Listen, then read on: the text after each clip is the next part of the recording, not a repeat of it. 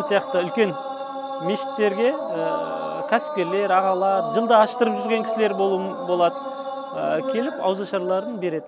Өзінің қалағанша бізде 500-ге жуық адамға ауызашар беріледі.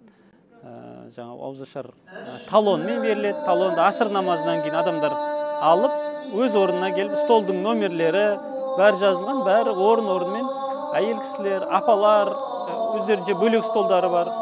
Ер адамдарға бөлек столдар сөйтіп, жаңа ауызашарда уағыз айтылады, жақсы насихат айтылады.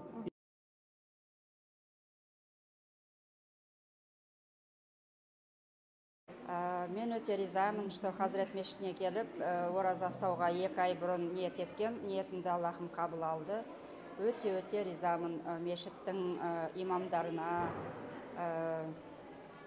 беріп жатқан кісілерге Аллахым разы болсын, жұмыстар жемісті болып, әрбір мұсылмандарға тілеген тілектерімізге жетейік, оразамыз қабыл болсын. Еліміз тыныштық болсын, аспанымыз ашық болсын.